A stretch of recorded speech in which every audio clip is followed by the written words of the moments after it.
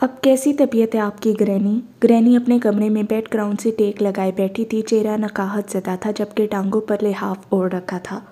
پاس ہی کرسی پر بیٹھی ایمن انہیں سوپ پلا رہی تھی جب اریب کمرے میں داخل ہوا۔ اتنی تمہیں جو میری پرواہ ہے نا، وہ مجھے بھولی نہیں، اس لیے یہ دکھاوا کرنا بند کرو، مری نہیں ہوں ابھی میں، گرینی نے جلے کٹے انداز میں کہتے سر جھٹکا۔ ایمن تو حق تک رہ گئی تھی اریب کے لیے گرینی کے اس انداز پر، جبکہ اریب بے چینی سے پہلو بدل کر رہ گیا۔ کمرے کی فضا میں ایک عجیب سا تناؤ در آیا تھا جسے ایمن نے شدت سے محسوس کیا۔ شاید دادی پوتے میں کوئی سرد جنگ چل رہی تھی۔ اسے اپنا وہاں رہنا عجیب لگا، لیکن ابھی باؤل میں سوپ باقی تھا، وہ اسے چھوڑ کر جا بھی نہیں سکتی تھی، اس لیے سوپ ختم ہونے کا انتظار کرنے لگی۔ اب آپ ایسے تو نہ کہیں گرینی، آپ کے سوا آخر میرا ہے ہی کون؟ ایمن کی موجودگی میں اریب جزبز تو ہوا، لیکن گرینی کی ناراضگی محسوس کر کے رہ نہیں سکا۔ بس بس، تمہاری یہ لفاظی کام نہیں آنے والی، یہ پیار محبت اور مان، یہ سب کہنے کی باتیں نہیں ہوتی، یہ سب آپ کے عمل سے ثابت ہوتا ہے۔ گرینی ہاتھ اٹھاتی چٹکی، جیسے اریب سے پہلے ہی بہت بھری بیٹھی ہوں، اور تم اپنے عمل سے ثابت کر چکے ہو کہ تمہیں مجھ سے کتنی محبت ہے اور میرے کہے کا کتنا مان رکھتے ہو تم۔ انہوں نے نخوت سے سر جھٹکتے چہرہ موڑا۔ اریب شرمندگی سے سر جھکا کر رہ گیا۔ آپ کو غلط فہمی ہوئی ہے گرینی، آپ کی دل آزاری میرا مقصد نہیں تھا، تمہارا مقصد جو بھی تھا، لیکن تم نے میرا دل دکھایا نا، اور بڑی بات کہ تمہیں اس کا احساس بھی نہیں۔ ان کا غصہ ہنوز وہیں تھا۔ گرینی، احساس ہے مجھے، تبھی تو یہاں آیا ہوں آپ کے پاس اپنے کہے کی معافی مانگنے۔ وہ بے بسی یکلخت گویا ہوا۔ تو مطلب میں تمہاری طرف سے ہاں سمجھوں، تم شادی کے لیے تیار ہو؟ گرینی چہکی، اور تم دیکھنا تمہاری شادی کے بعد میں یوں بھلی چنگی ہو جاؤں گی۔ ایمن کو اس ساری سچویشن میں اپنا آپ بہت آکورڈ محسوس ہو رہا تھا۔ اللہ اللہ کر کے سوپ ختم ہوا تو وہ باؤجرت وہاں سے اٹھتی باہر نکلی۔ باہر نکلتے ہی اندر سے آنے والی آوازوں کا سلسلہ رک گیا۔ اس نے ایک گہری سانس خارج کی اور کچن کی جانب بڑھ گئی۔ تو مطلب گرینی اریب کو شادی کا کہہ رہی تھی اور اریب انکاری تھا۔ شاید گرینی کی یکدم خرابی طبیعت کی وجہ بھی یہی تھی، لیکن خیر یہ ان کا آپسی معاملہ تھا۔ وہ سر جھٹکتے آگے بڑھی۔ گرینی کا سارا کام نپٹا کر انہیں دوائی دے کر وہ اپنے کوارٹر کی جانب آئی، لیکن سامنے اپنے کوارٹر کا دروازہ کھلا دیکھ کر وہ ٹھٹکی۔ وہ تو دروازہ بند کر کے گئی تھی، وہ ایسی بے احتیاطی کبھی نہیں کر سکتی تھی۔ پھر وہ لجتی ہوئی اندر داخل ہوئی۔ اسے کچن کی جانب سے کھٹر پٹر کی آواز سنائی دی تو بے ساختہ اس کے قدم کچن کی جانب بڑھے، مگر سامنے کا منظر دیکھتے ہی اس کے حلق سے چیخ برآمد ہوئی۔ تم کب آئے حماد؟ وہ خوشی سے چہکتی آگے بڑھی جب حماد نے گرم جوشی سے اسے اپنے حصار میں لیا۔ ہاں، میں نے سوچا تمہیں سرپرائز دے دیا جائے، وہ مسکرایا۔ تو بالآخر تمہیں 6 مہینوں بعد یاد آ ہی گیا کہ ایک سرپرائز دے کر بہن کو دیداری کروا دیا جائے۔ وہ سینے پر ہاتھ باندھے کچن شیلف کے ساتھ کمر ٹکائے گہری نگاہوں سے اسے دیکھتی میٹھا سا طنز کر گئی۔ وہ اداسی سے مسکرایا اور سنک کی ٹوٹی کھولتا ہاتھ دھونے لگا۔ مجبوری تھی ایما، ورنہ خوشی سے کون پردیس کاٹتا ہے؟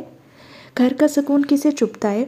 ایمن نے اس کا تفصیلی جائزہ لیا۔ وہ اسے پہلے سے بہت بدلا بدلا لگا، پہلے سے زیادہ میچور اور سنجیدہ، لیکن اس کی رنگت پہلے سے کچھ مانند بڑھ گئی تھی، آنکھوں کے نیچے بھی ہلکے دکھنے لگے تھے۔ یہ تم کیا کر رہے ہو؟ اسے چولہے پر پڑی دیگچی کا ڈھکن اٹھا کر اس میں چمچ چلاتا دیکھ کر وہ مستفسر ہوئی۔ تب سے اب اس نے کچن کاؤنٹر کو دیکھا تھا جو بالکل صاف ستھرا تھا، لیکن چولہے پر رکھی دیگچی اور اس کے نیچے جلتی آگ سے اندازہ لگایا جا سکتا تھا کہ یہاں کچھ پک رہا ہے۔ بھوک لگی تھی ایما، اس لیے سوچا ہم دونوں کے لیے کچھ اسپیشل بناؤں۔ کتنی دیر بعد ہم مل کر بیٹھیں گے، اکٹھا کھائیں گے، کچھ اچھا وقت ایک ساتھ گزاریں گے۔ تو تم نے مجھے انفارم کیوں نہیں کیا؟ میں تمہارے لیے کچھ بنا کر رکھتی، پہلے اتنے لمبے سفر سے آئے ہو، آتے ہی کچن میں شروع ہو گئے۔ ایمن نے خفگی سے کہتے اس کے ہاتھ سے چمچ تھاما۔ ارے ایسی کوئی بات نہیں، وہاں بھی تو سب میں خود ہی کرتا تھا نا، تو اب بھی کر لیا۔ اس نے لاپرواہی سے کندھے اچکائے، ویسے بھی بن ہی گئی بس۔ وہ کیبنٹ سے برتن نکال کر شیلف پر رکھنے لگا۔ واو، میکرونی بنا کر تم نے بہت اچھا کیا حماد، پتہ نہیں کتنا عرصہ ہو گیا کھائے ہوئے۔ ویسے بھی ایسی عیاشیاں کم کم ہی نصیب ہوتی ہیں۔ وہ گہرا سانس لیتی، میکرونی کی خوشبو کو اندر تک اتارتی گویا ہوئی۔ بہت دیر بعد وہ آج خود کو ہلکا پھلکا محسوس کر رہی تھی، جبکہ حماد بھی اداسی سے مسکرا دیا پچھلا وقت رونگٹے کھڑے کر دیتا تھا۔ یہ کیا ہے حماد؟ کھانا کھانے کے بعد ایمن برتن سمیٹ رہی تھی جب حماد نے اس کے پاس بیٹھے 5,000 5,000 کے چند نوٹ اس کی گود میں رکھے۔ گنو انہیں ایما، وہ پرسکون سا ٹانگیں اوپر کرتا بیڈ گراؤنڈ سے ٹیک لگا گیا۔ ایمن نے حیرانگی سے نوٹ اٹھائے اور گننے لگی۔ 1.5 لاکھ! وہ اسے دیکھتی متعجب ہوئی۔ اس نے ہاں میں سر ہلایا۔ ایما، قرض کی رقم جو تم نے عریب سر سے لیا تھا چکا دو انہیں۔ وہ گہرا سانس خارج کرتا آہستگی سے گویا ہوا۔ اس میں سے آدھا قرض تو ادا ہو چکا ہے، آدھا رہتا ہے۔ 6 ماہ تک تو میں نے یہ جاب کر لی۔ وہ کھوئی کھوئی سی گویا ہوئی۔ تو پھر باقی کے پیسوں سے پرانے محلے کا قرض لوٹا دیتے ہیں۔ بہت ساتھ دیے انہوں نے بھی، اور تمہاری وہ دوست جس نے امی کے کفن دفن کا سارا خرچ اٹھایا تھا، ان کے پیسے بھی لوٹانے ہیں۔ وہ پرسوچ سا گویا ہوا۔ ایک آنسو ایمن کی آنکھ سے ٹوٹا۔ کٹھن تھا وہ وقت، لیکن کٹ گیا۔ اتنی جلدی اتنے پیسے؟ حماد بول جی۔ حماد مسکرا دیا۔ قسم لے لو یار، میری حلال کی کمائی ہے، کوئی غلط طریقہ نہیں اختیار کیا میں نے۔ پاگل، جانتی ہوں۔ سورس معلوم کر رہی تھی۔ اس نے حماد کو ایک چپت رسید کی۔ بہت سارے سورس آف انکم ہیں ایما، محض جاب سے تو یہ سب بہت مشکل ہو جاتا۔ صرف ارادہ مصمم اور نیت صاف ہونی چاہیے، وسیلے اللہ بنا ہی دیتا ہے۔ ویسے وہ وسیلے ہی تو پوچھ رہی ہوں۔ وہ ہنوز اپنی بات پر قائم تھی۔ جیسے رات میں فائبر پر اور آن لائن فوٹوگرافی کی سروسز فراہم کر رہا ہوں، اور یہ چیز آپ کی کیپیسٹی پر ہے، آپ جتنا کام کر سکو اتنی انکم۔ اس کے علاوہ جاب کے بعد شام میں ایک اکیڈمی جوائن کی ہے جہاں میں فوٹوگرافی کی کلاسز دے رہا ہوں۔ وہاں تھوڑی نہ میری کوئی فیملی ہے جن کے ساتھ وقت گزارنا مقصود تھا۔ کیریئر کے ابتدائی سال جان مارنی ہی پڑتی ہے، یعنی کہ تم اس چیز کا اطمینان کر لو کہ اگر میں پچھلے 6 ماہ میں یہاں نہیں آیا نا تو وہاں بھی سکون سے نہیں رہا، مصروف ہی تھا میں، بس کوئی موقع گنوانا نہیں چاہتا تھا۔ دراصل میں فوٹوگرافی کے لیے اپنا چھوٹا سا ادارہ کھولنا چاہتا ہوں، اپنا خود کا اکیڈمی سینٹر، لیکن پھر سوچا پہلے مجھے اس کا تھوڑا سا تجربہ حاصل کرنا چاہیے۔ اسٹیٹس، اکاؤنٹس، اداروں کے کام کرنے کا طریقہ، ڈیلنگز، پہلے مجھے یہ سب سیکھنا چاہیے، اور سب سے بڑھ کر میرے کچھ کانٹیکٹس ہونے چاہیے۔ بس اسی لیے میں نے اکیڈمی جوائن کی تاکہ کچھ کانٹیکٹس بنا سکوں، اور شکر اللہ کا میں کافی حد تک کامیاب بھی رہا۔ وہاں ایک مخلص دوست بھی مل گیا ہے جس کے ساتھ مل کر میں انشاءاللہ اپنی فوٹوگرافی کا اکیڈمی کی بنیاد رکھنے جا رہا ہوں، بس تم دعا کرنا۔ وہ تفصیلی جواب دیتا گویا ہوا، جبکہ ایمن بس حیرت سے اسے دیکھے جا رہی تھی۔ وہ یہاں بیٹھے بھی اپنے بھائی کے ٹف شیڈول کا تصور کر سکتی تھی۔ یہ جذباتی سا لڑکا اس قدر محنتی اور سمجھدار بھی ہو سکتا تھا، بھلا اس نے سوچا نہیں تھا؟ کیا ہوا؟ وہ ایمن کو یوں خود کو یکٹک دیکھتے پا کر حیرانگی سے مستفسر ہوئے۔ وہ مسکرا کر نفی میں سر ہلا گی۔ اللہ تمہیں بہت ساری کامیابیوں سے نوازے، آمین۔ وہ صدقے دل سے گویا ہوا۔ بس تمہاری دعائیں ہی چاہیے ایمن، کیونکہ اپنی اکیڈمی کی بنیاد رکھنا، اسے اسٹیبلش کرنا، اپنے قدموں پر کھڑا کرنا، اس فیلڈ میں اپنا لوہا منوانا کوئی آسان کام نہیں۔ تم بس دعا کرنا ہم سب مینج کر سکیں۔ اگر آپ کے پیچھے کسی کی سپورٹ ہو نا تو ایما بہت حوصلہ رہتا ہے، لیکن جب آپ پہلے سے ہی اسٹیبلش اور اداروں کے درمیان اپنا مقام بنانے کے لیے کھڑے ہونے کی ہمت کرتے ہیں نا تو بہت کچھ فیس کرنا پڑتا ہے۔ تم بس دعا کرنا کہ میں ثابت قدم رہوں، انشاءاللہ ایسا ہی ہوگا حماد۔ ایمن نے اس کا ہاتھ تھپکا۔ اچھا، میں ایک بات اور سوچ رہا تھا۔ یکدم کچھ یاد آنے پر وہ سیدھا ہوتا گویا ہوا۔ کیا؟ وہ چونکی۔ قرض تو اب ہم سارا ادا کر دیں گے، تو پھر تم میرے ساتھ ہی واپس چلو، تم بھی میرے پاس ہوگی تو میری تمہاری طرف سے فکر بھی ختم ہو جائے گی۔ ابھی فی الحال کے لیے ہم رینٹ پر فلیٹ دیکھ لیتے ہیں وہاں۔ دراصل پہلے میرا ارادہ تھا کہ انسٹالمنٹ پر کوئی چھوٹا موٹا فلیٹ لے لیا جائے، کیونکہ میرے پاس تھوڑی بہت سیونگز ہیں، لیکن پھر سوچا کہ پہلے مجھے اکیڈمی سینٹر پر توجہ مرکوز کرنی چاہیے، فلیٹ کو فی الحال موخر کر دینا چاہیے۔ ہاں، کہہ تو تم ٹھیک رہے ہو، ایمن اس سے متفق تھی۔ اب یہاں بھی سوائے یادوں کے تو کچھ ہے نہیں ایمن، تو سوچ رہا تھا ہم وہیں شفٹ ہو جاتے ہیں۔ وہاں میرا کام ہے اور میں وہیں پر اکیڈمی شروع کرنے والا ہوں، تو مستقل رہائش بھی وہیں پر ٹھیک رہے گی۔ وہ جیسے اس کی رائے مانگ رہا تھا، جیسے اس معاملے میں کنفیوز ہو۔ ہاں ٹھیک کہہ رہے ہو تم، جیسے تمہیں سہولت ہو، لیکن میرے خیال سے اخلاقیات کا تقاضا یہ ہے کہ میں یہ مہینہ اپنی جاب پوری کروں، تاکہ ایک تو عریب سر کو گرینی کے لیے کوئی اور کیئر ٹیکر ڈھونڈنے کے لیے وقت مل سکے، اور دوسرا آج کل گرینی کی طبیعت کچھ ٹھیک نہیں، تب تک وہ بھی اسٹیبل ہو جائیں گی۔ ایمن کی پرسوچ آواز سن کر حماد نے سر ہاں میں ہلا دیا۔ جہاں اتنا وقت گزر گیا تھا وہاں یہ ایک مہینہ بھی کٹ ہی جاتا۔ جس روز سے دائم خان آئزل کو واپس فلیٹ چھوڑ کر آیا تھا، اس کا غصہ کسی صورت کم ہونے کا نام ہی نہیں لے رہا تھا۔ اس نے اس لڑکی کا دھوکہ بھلا کر اس کے سنگ زندگی کی ایک نئی شروعات کرنی چاہی تھی، کیونکہ اس مکار لڑکی کی معصومیت اسے اپنی جانب کھینچتی تھی۔ لیکن اس لڑکی نے کیا کیا؟ دائم جب اس کی باتیں سوچتا اس کا دماغ پھٹنے لگتا، دل چاہتا کہ سب تہس نہس کر دے۔ وہ لڑکی اس کے پرخلوص جذبات کا مذاق بنا کر اس کی مردانگی کو للکار گئی تھی، اس لیے اس روز سے وہ مسلسل آئزل کو نظر اندازی کر رہا تھا۔ دانستاً وہ ابھی تک دوبارہ فلیٹ میں نہیں گیا تھا کہ جانتا تھا جب وہ دوبارہ سے اس کی شکل دیکھے گا اپنے غصے سے اختیار کھو بیٹھے گا۔ اس لڑکی نے اس کی غیرت و مردانگی پر سوال اٹھا کر اس کے اندر بھانپر چلا دیے تھے، جس میں وہ دن رات جل رہا تھا، اور اگر اس کے سامنے جاتا تو یقیناً اسے بھی جلا کر بھسم کر ڈالتا۔ فلیٹ میں ضرورت کی ہر چیز موجود تھی کہ کم سے کم بھی وہ کافی دن وہاں بآسانی گزار سکتی تھی۔ دائم خان خود کو نارمل کرنا چاہتا تھا، وہ پرسکون ہونا چاہتا تھا، لیکن جب جب اس لڑکی کا خود سر انداز اسے یاد آتا اس کا غصہ سوا نیزے پر پہنچ جاتا۔ یہی وجہ تھی کہ اس وقت بھی رات کے 2 بجے وہ اپنے بیڈ روم میں موجود بیڈ پر بیٹھا کھلی کھڑکی سے باہر سے آسمان کو دیکھ رہا تھا۔ شرٹ کے اوپری 2 بٹن کھلے تھے، وہ بے چین دکھائی دیتا تھا، نہ جانے یہ کیسی بے چینی تھی، کسی کروٹ سکون نہیں مل رہی تھی۔ اس کا دل اس ظالم لڑکی کی جانب کھنچ رہا تھا، لیکن ایک بات تو طے تھی کہ اتنی تذلیل کے بعد وہ اس لڑکی کی جانب پلٹ کر دیکھنا تک نہیں چاہتا تھا۔ محبت جیسے کہ انجاز ہوئی تھی، اس سے اس کی انا پر وار نہیں کرنا چاہیے تھا، لیکن ان سب کے باوجود دل آج اسے دیکھنے کا متمنی تھا۔ نہ جانے کیوں آج وہ اسے شدت سے یاد آ رہی تھی، اس کا دل آئزل کو دیکھنے کو ہمک رہا تھا۔ نہ جانے وہ کون سی طاقت تھی جس کے زیر اثر وہ خود پر اپنا کنٹرول کھو رہا تھا۔ اس نے بے بس ہوتے جیسے خود سے ہار مانی اور سائڈ ٹیبل پر پڑا موبائل اٹھا لیا۔ کہیں وہ پریشانی میں نہ ہو، اسے وہاں کوئی مسئلہ نہ درپیش ہو۔ تھی بھی تو اتنے دنوں سے وہاں اکیلی، اندر دل میں جیسے تعویل دی تھی، لیکن انا بھی اندر کہیں سر اٹھا رہی تھی۔ اس کے فلیٹ میں جگہ جگہ کیمرے لگے تھے، وہ یہاں بیٹھا بھی آئزل کی ایک ایک حرکت پر نگاہ رکھ سکتا تھا، مگر غصے کے شدید غلبے تلے وہ اس کی صورت بھی دیکھنا نہیں چاہتا تھا۔ لیکن آج معاملہ کچھ اور تھا، وہ خود پر اختیار کھوتا جا رہا تھا۔ بالآخر انا دل کی دیواروں سے سر پٹک پٹک کر پناہ ہو گئی اور دل فتح یاب ٹھہرا۔ اس نے موبائل کی فوٹیج کھولی۔ اصولاً تو وہ رات کے اس پہر سو ہی رہی ہوگی، چلو وہ سوئی ہوئی کو دیکھ کر ایک دفعہ تسلی کر لے گا۔ اس نے سب سے پہلے کمرے کی فوٹیج کھولی، لیکن یہ کیا، بستر تو نفاست سے بچھا ہوا تھا، جسے دیکھ کر یہ کہنا تو ناممکن تھا کہ یہاں کوئی آرام کر رہا ہو اور آنکھ کھلنے پر وہ واش روم یا کچن میں گیا ہو۔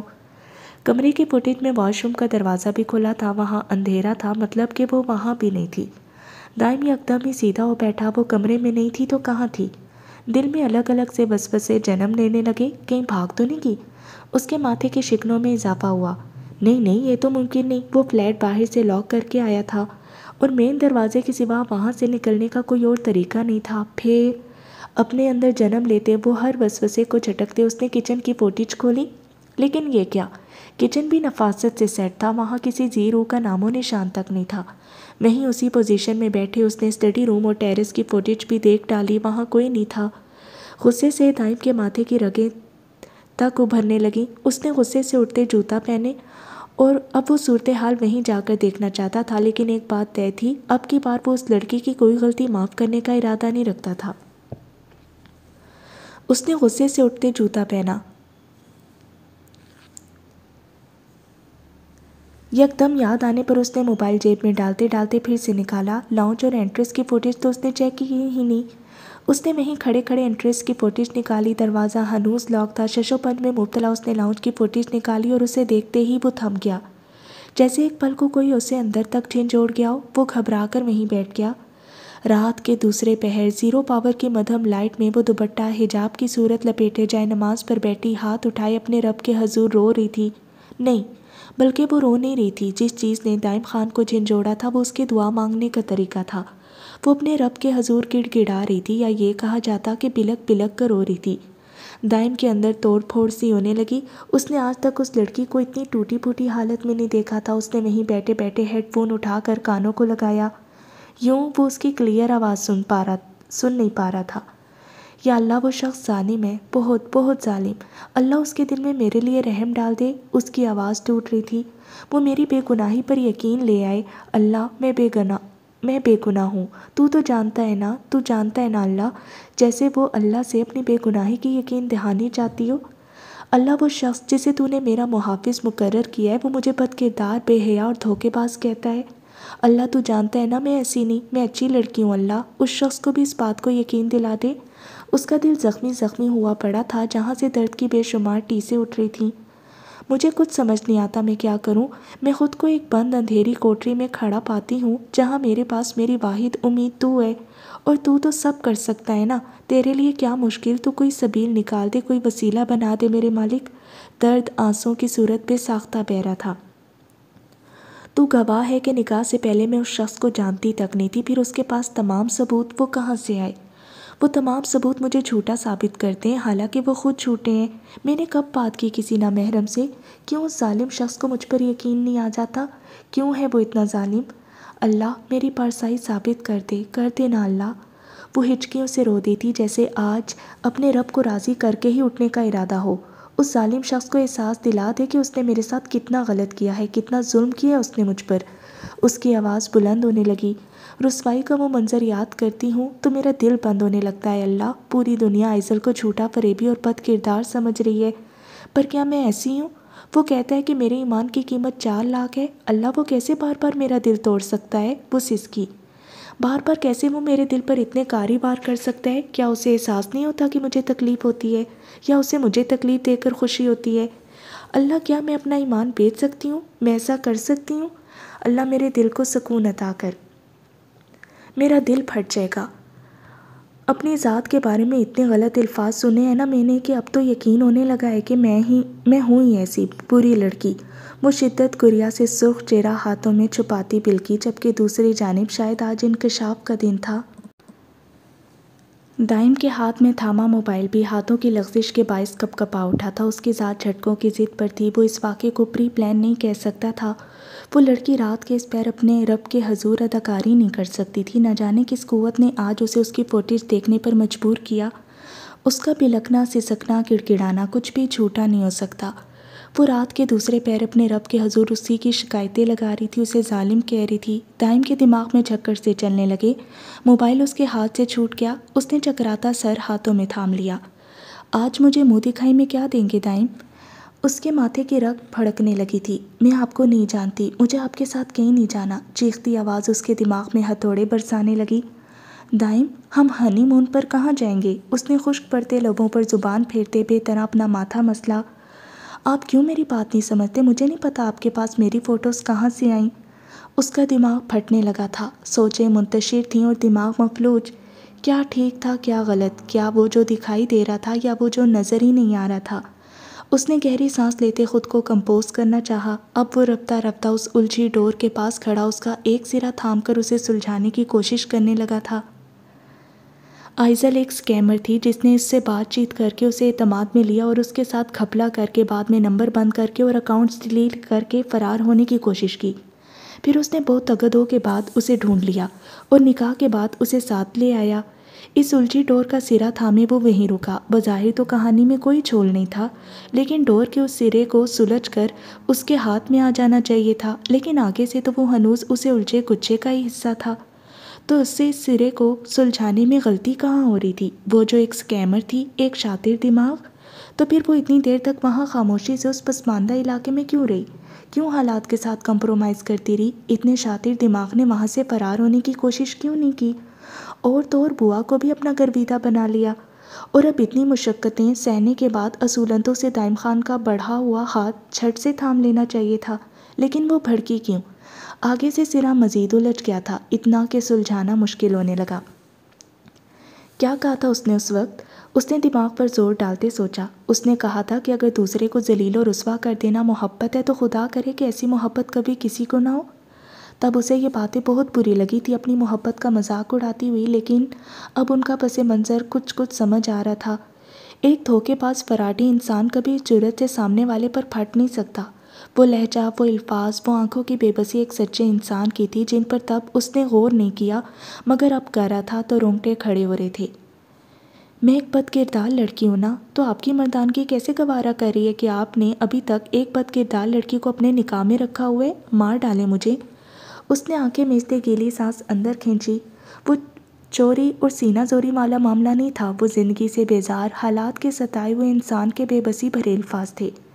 لیکن ڈور کا یہ سرا سلجھ کیوں نہیں رہا تھا؟ وہ بے بس ہوا۔ کیسے ممکن تھا کہ مجھ سے بات کرنے والی اور میرے نکاح میں موجود لڑکی دونوں الگ الگ ہوں؟ اس نے ڈور کا سرا وہیں چھوڑ دیا۔ شاید وہ غلط سرے کو سلجھانے کی کوشش کر رہا تھا۔ اس نے شروع سے ڈور کا سرا ڈھونڈنا چاہا، ان کی بات چیت کیسے شروع ہوئی تھی۔ نگاہوں کے سامنے ریسٹورنٹ کا منظر ابھرنے لگا جہاں اس نے پہلی دفعہ آئزل کی آئی ٹویٹر پر دیکھی تھی۔ پھر ان کی بات چیت ہونے لگی، پہلے ٹیکسٹ پر، پھر کال پر اور پھر ویڈیوز کال پر۔ پھر مسئلہ کہاں تھا؟ اب کی بار اس کی کہانی میں ایک اہم نقطہ اس کے ساتھ ہوا اسکیم نہیں تھا، بلکہ اب کی بار وہ اس کہانی میں موجود جھول ڈھونڈ رہا تھا۔ وہ آپس میں بات کرتے تھے اور وہ یہی لڑکی ہوتی تھی، لیکن آئزل کی آج کی باتیں، اس کا سر مزید چکرانے لگا۔ وہ اس واقعے کو یہ کہہ کر نظر انداز نہیں کر سکتا تھا کہ شاید آئزل کی کوئی ہم شکل ہو۔ وہ اس لڑکی کی معصومیت پر مر مٹا تھا، اس کی آنکھوں سے چھلکتی معصومیت اسے جکڑ لیتی تھی۔ آج اگر وہ رات کے اس پہر اسے اپنے رب کے ساتھ راز و نیاز میں مصروف نہ دیکھتا تو شاید کبھی زندگی میں یقین نہ کرتا کہ وہ لڑکی بے قصور ہے، کیونکہ دائم خان کی آنکھیں دھوکہ نہیں کھا سکتی، ویڈیو کال پر موجود لڑکی یہی تھی۔ لیکن کوئی انسان اپنے رب کے حضور جھوٹے آنسو نہیں بہا سکتا۔ یا تو اس لڑکی کو ٹریپ کیا گیا تھا اور بہت برے طریقے سے ٹریپ کیا گیا تھا، یا پھر شاید واقعی کوئی اس کی ہم شکل ہو۔ اس نے بے بسی سے مکہ ماتھے پر مارا۔ وہ پھر سے از سر نو ہر چیز کا باریک بینی سے جائزہ لینے لگا تھا۔ اس لڑکی کا کہنا تھا کہ وہ نکاح سے پہلے دائم خان کو جانتی تک نہیں تھی۔ پھر ایک کے بعد ایک چیز وہ سوچے جا رہا تھا مسلسل، حتیٰ کہ وہ اس پروسیس کو دوبارہ شروع کر دیتا۔ چھوٹی سے چھوٹی بات بھی وہ دماغ میں دہرا رہا تھا۔ شاید ہی آج سے پہلے اس نے کبھی اتنی دماغی مزدوری کی ہو۔ دائم خان اتنا بے وقوف نہیں ہو سکتا کہ کئی طرح کے ہنٹ ملنے کے باوجود بھی وہ ایک گتھی نہ سلجھا سکے۔ شاید وہ درمیان میں جذبات کو لے کر آ رہا تھا، اسے جذبات کو ایک سائڈ پر کرتے نیوٹرل انداز میں اس چیز کو لے کر مسئلے کا حل نکالنا چاہیے، غیر جانبداری سے۔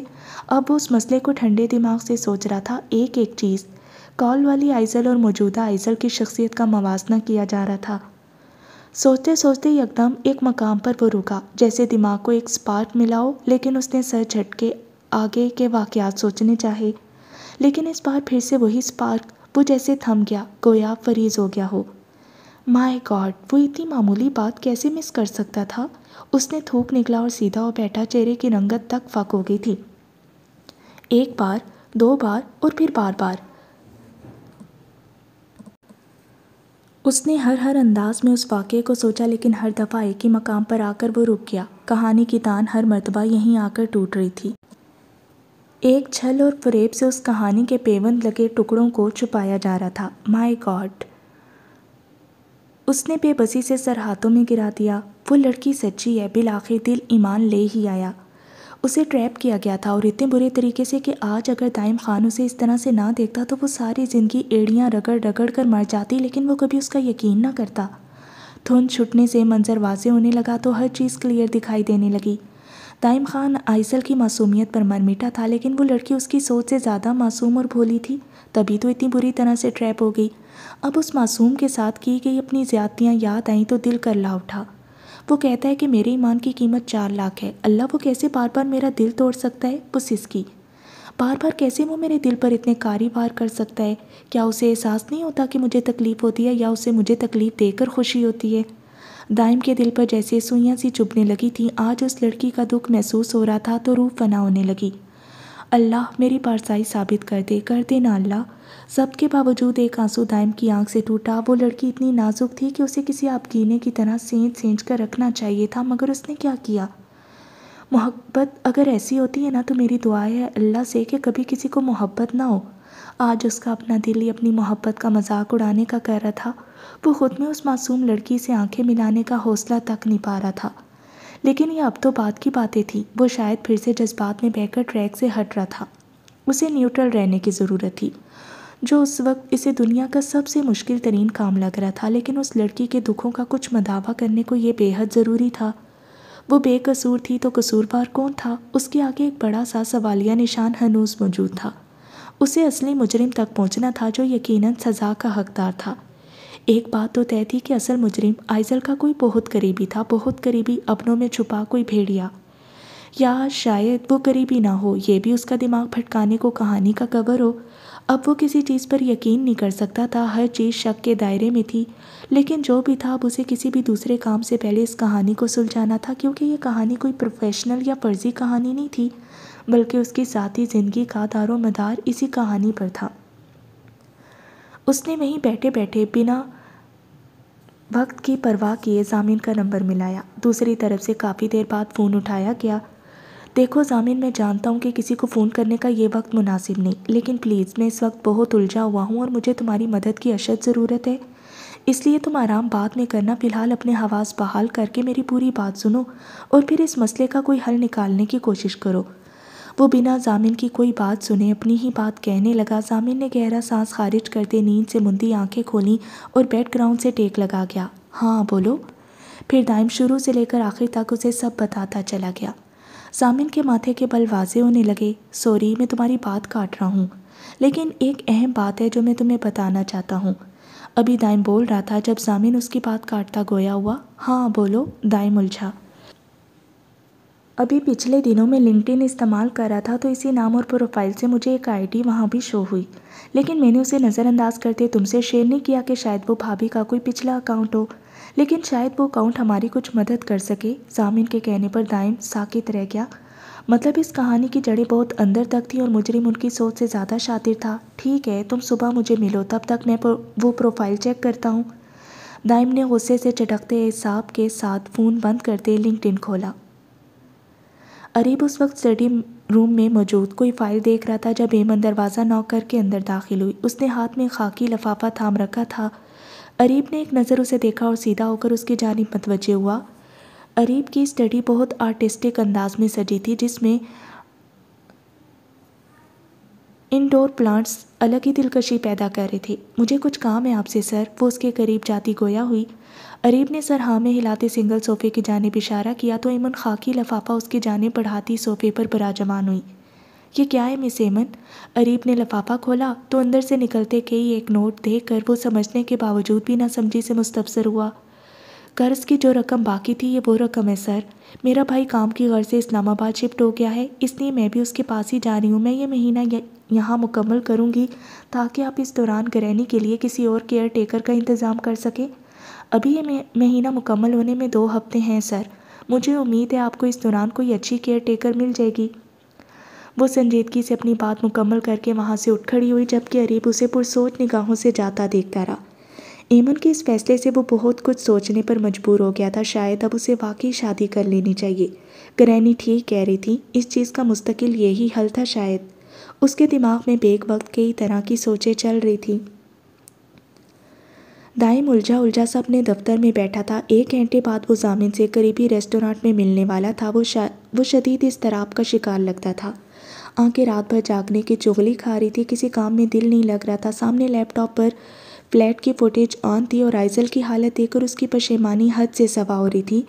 رات سے وہ وہیں لاؤنج میں جائے نماز پر ہی بیٹھی تھی۔ نماز پڑھنے کے بعد وہ وہیں بیٹھے بیٹھے سو گئی تھی۔ زمین پر بیٹھے اس کا سر صوفے کی ہتھی سے ٹکا تھا۔ وہ کافی غیر آرام دہ حالت میں سو رہی تھی۔ ابھی کچھ دیر پہلے ہی وہ اٹھی تھی اور کچھ کھانے کی غرض سے کچن کی جانب بڑھ گئی۔ دائم کوہنی صوفے کی ہتھی پر ٹکائے ہاتھ کی مٹھی ہونٹوں پر رکھے سرخ آنکھوں سے یکٹک اسکرین سے اسے دیکھ رہا تھا۔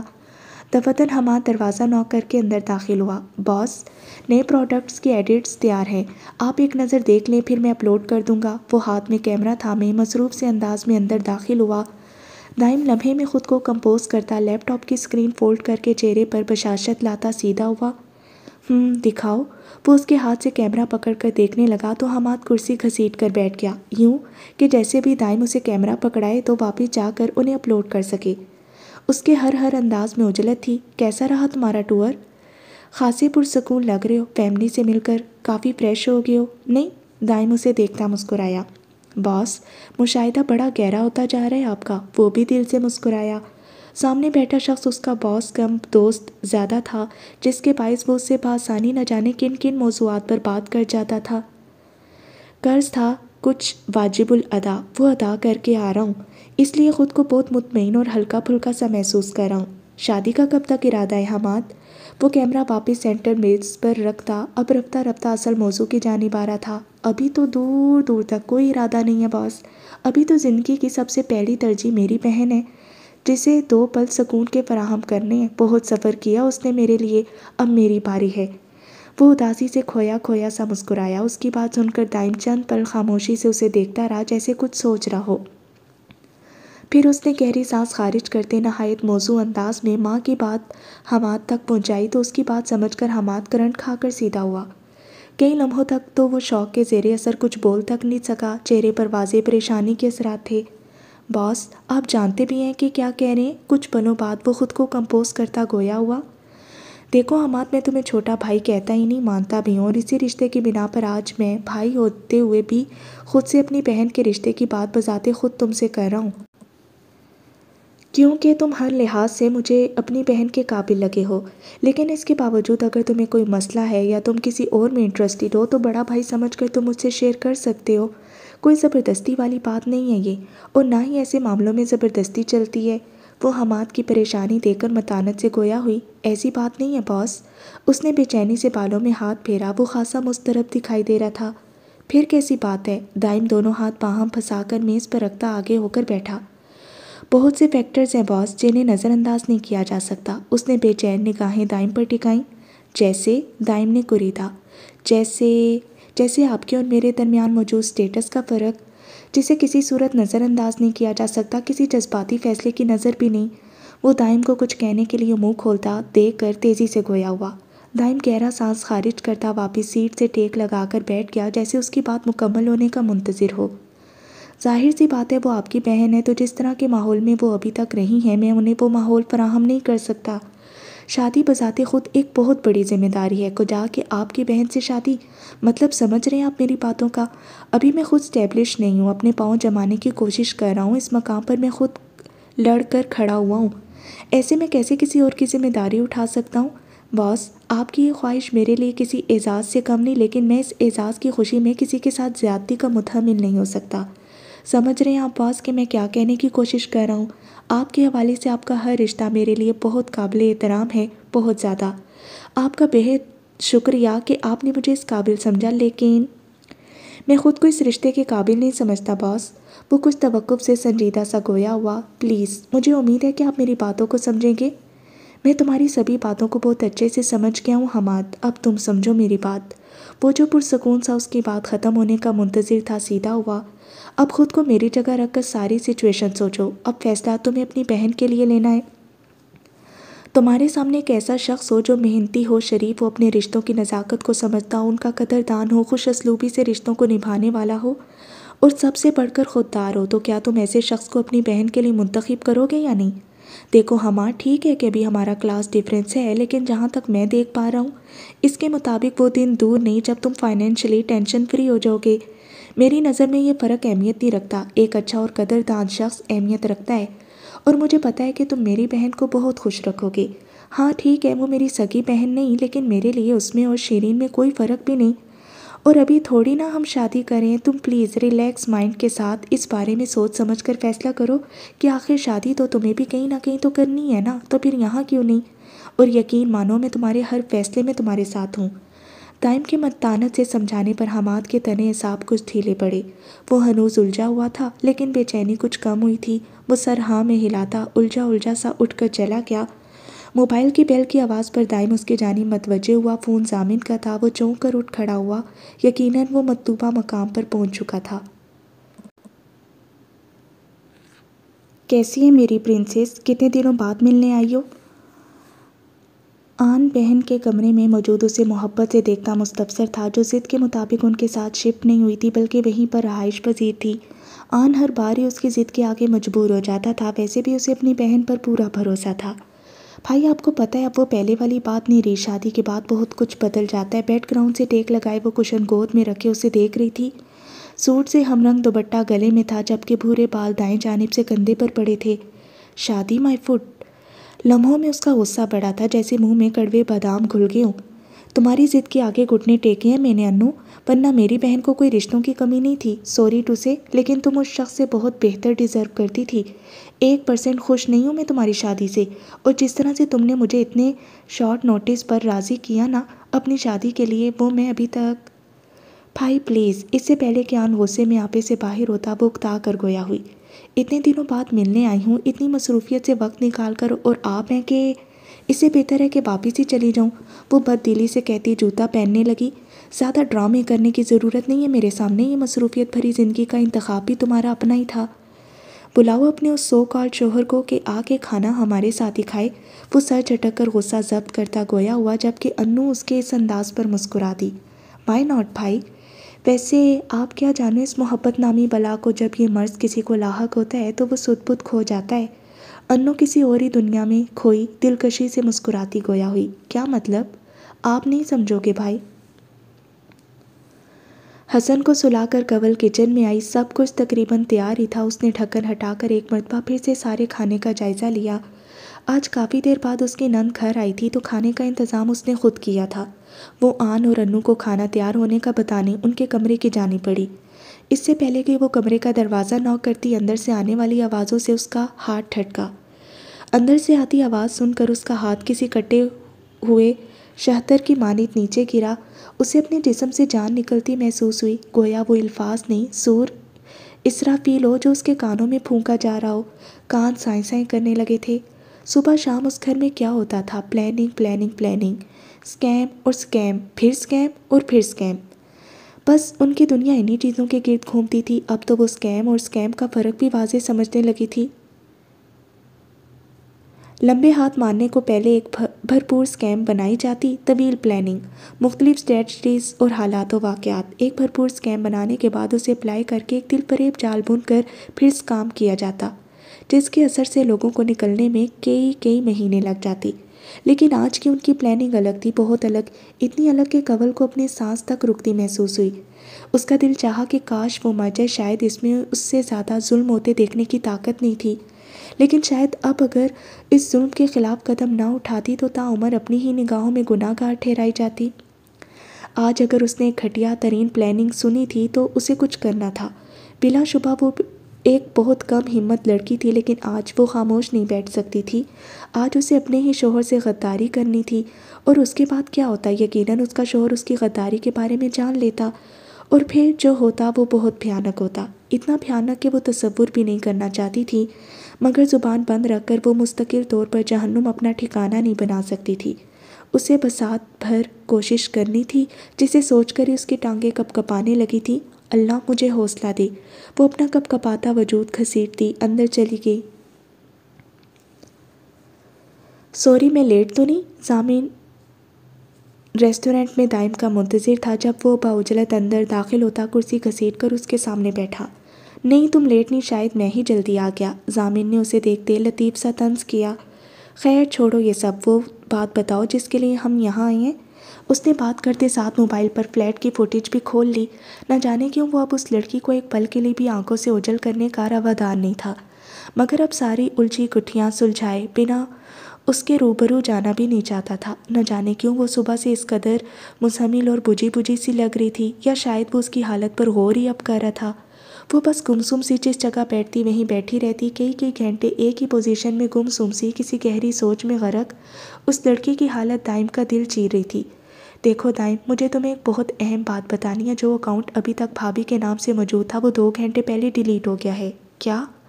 ضامن کے ٹھنڈے انداز میں کہنے پر دائم کو جھٹکا لگا۔ ہاں، شاید انہیں پتہ چل گیا کہ کوئی اس آئی ڈی سے ان کا وائی فائی ایڈریس ڈھونڈنے کی کوشش کر رہا ہے۔ وہ مزید گویا ہوا۔ تو پھر اب؟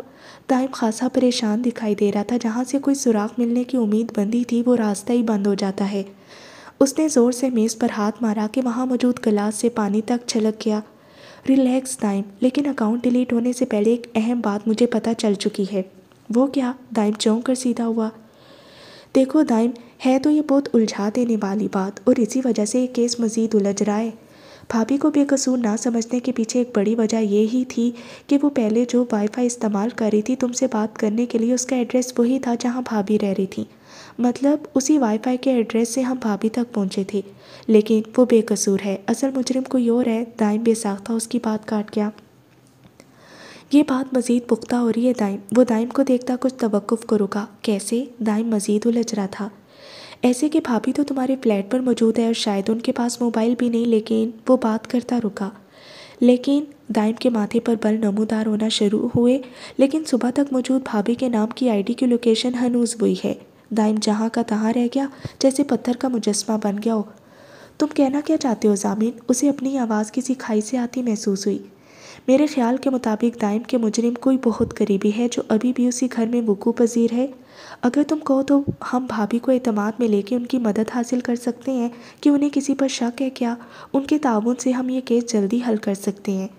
وہ ساکت ہو جامد بیٹھے دائم کو دیکھتا سنجیدگی سے گویا ہوا اس نے لب پھینچتے نفی میں سر ہلایا۔ وہ بے وقوفانہ حد تک معصوم ہے ضامن، اس نے انگلی کی پوروں سے آنکھوں کے کونے دبائے۔ پتہ نہیں اس کی خوبی ہے یا خامی، مگر وہ لڑکی کورے کاغذ کی مانند شفاف ہے جس نے دنیا نہیں دیکھی مگر دنیا نے اس کورے کاغذ پر اپنی مرضی کی تحریر رقم کرنے کی کوشش کی ہے۔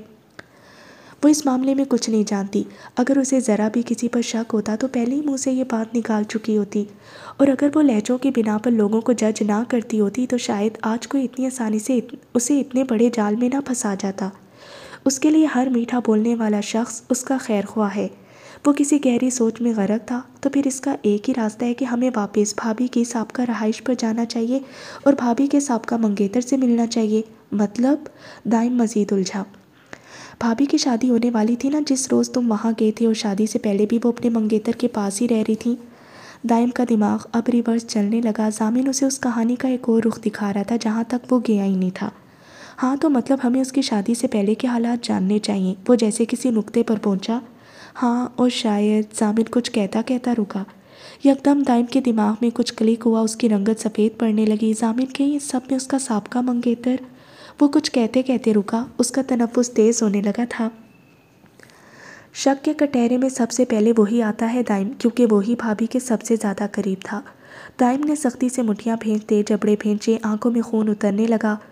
اگر ایسا سچ میں ہوا نظامین تو اس شخص کے اتنے ٹکڑے کروں گا کہ گنتی بھول جائے گا۔ اٹھو، ہم ابھی وہاں جائیں گے۔ وہ غصے سے دھاڑتا اٹھ کھڑا ہوا۔ دائم، یہ وقت جوش سے نہیں ہوش سے کام لینے کا ہے، لہٰذا اپنے غصے پر قابو پاؤ۔ ضامن بھی اٹھ کھڑا ہوا، البتہ وہ دائم کی نسبت کمپوز تھا، شاید یہ اس کی ڈیوٹی کا حصہ تھا۔ یہ تو بہت اچھی بات ہے حماد، بلکہ بہت خوشی کی بات ہے۔ ایمن بستر پر بیٹھی اپنے بال بنا رہی تھی، سامنے ہی موبائل کشن سے ٹیک لگائے پڑا تھا جہاں سے اپنے فلیٹ کے کچن میں کاؤنٹر ٹاپ کے سامنے کھڑا حماد دکھائی دے رہا تھا، مصروف سے انداز میں کافی پھینٹتا ہوا۔ وہ ٹراؤزر شرٹ میں ملبوس تھا اور بال ماتھے پر بکھرے ہوئے تھے، ابھی وہ آفس جانے کے لیے تیار نہیں ہوا تھا، جبکہ ایمن بھی کافی پرسکون سے بیٹھی تھی کہ ابھی اس کے گرینی کے پاس جانے میں وقت تھا۔ پتہ نہیں ایمن، کچھ سمجھ نہیں آ رہا، باس نے کافی مشکل میں ڈال دیا ہے۔ وہ الجھا سا دکھائی دے رہا تھا۔ پاگل، اس میں الجھن کیسی، شادی تو کہیں نہ کہیں کرنی ہے نا تمہیں؟ وہ مسکرائی۔ ایسی بات نہیں ہے ماں، تم بڑی ہو مجھ سے، تمہاری شادی سے پہلے میں کیسے اس بارے میں سوچ سکتا ہوں، تم ذمہ داری ہو میری۔ وہ کافی کا مگ اٹھا کر لاؤنج میں آ گیا۔ چھوٹا سا فلیٹ خاصا صاف ستھرا تھا۔ دیکھو حماد، میرا مقدر میرے ساتھ اور تمہارا مقدر تمہارے ساتھ، صرف ایک بنا پر تم کوئی فیصلہ نہیں لے سکتے، اور ویسے بھی رشتہ کنفرم کرنے میں کیسا مسئلہ، تھوڑی نا ابھی شادی ہو رہی ہے، اور پلیز تم ہر قسم کی فضول سوچ دماغ سے نکال دو اور اپنے کام پر فوکس کرو، انشاءاللہ اللہ بہتر کرے گا۔ ایمن نے بالوں کا جوڑا بناتے انہیں کیچر میں مقید کیا۔ اور تمہاری اکیڈمی کا کام کہاں تک پہنچا؟ جگہ فائنل ہو گئی ہے، آج اس کا رینٹ فائنل کر کے 3 سال کا کانٹریکٹ کرنا ہے، پھر انشاءاللہ اسی ہفتے سے کام شروع کرنے کا ارادہ ہے۔ کانٹیکٹس تو کافی بن چکے ہیں، آج سب فائنلائز کر کے پری ایڈمیشن اوپن کر دیں گے۔ کافی اسٹوڈنٹس ہیں جو ہم سے جڑنا چاہتے ہیں، بس تم دعا کرنا، انشاءاللہ سب اچھا ہی ہوگا، اللہ تمہیں کامیاب کرے۔ وہ صدقے دل سے گویا ہوتی اٹھ کھڑی ہوئی۔